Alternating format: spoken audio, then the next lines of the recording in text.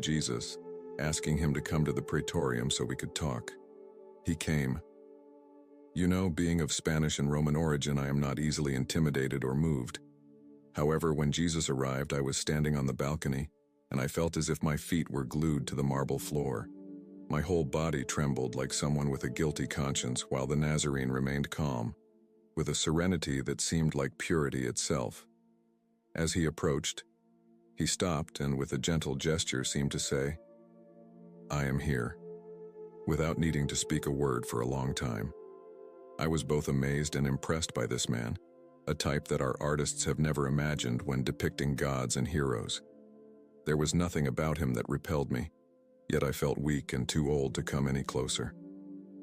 "Jesus," I finally said, my voice trembling.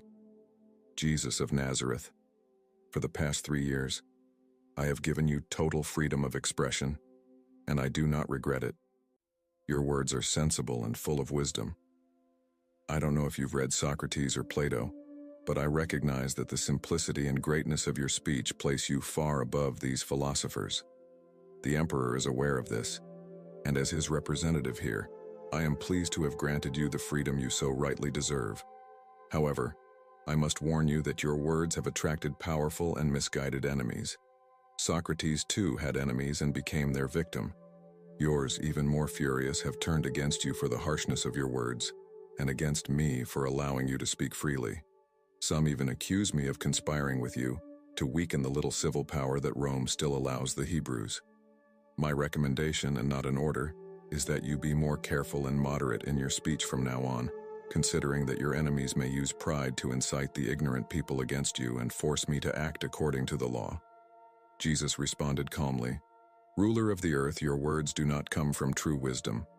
Ask Mount Tabor to stop in the middle of the valley. It will answer that it follows the laws of nature and of the Creator God. Only He knows where the waters flow. I tell you the truth, before the rose of Sharon blooms, the blood of the righteous will be shed."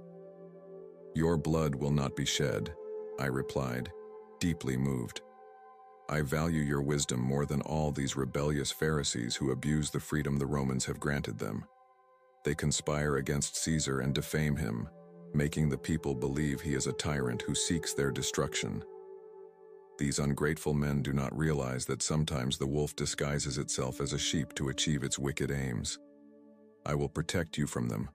My praetorium will be a sacred refuge for you, both day and night." Jesus, calm as ever, shook his head and with a serene smile said, "When the time comes, there will be no refuge for the Son of Man, neither on the earth nor beneath it. The true refuge is in the heavens," pointing upward. "What was written by the prophets will be fulfilled, young man." Worried, I replied, "You are forcing me to turn my request into an order.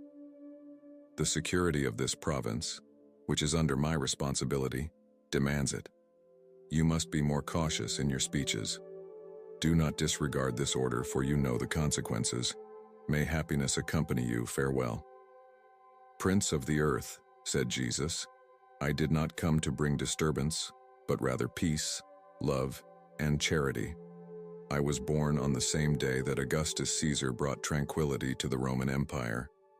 The persecutions are not because of me, but I know I will face many of them due to others, in obedience to my Father's will, who has shown me the path to follow.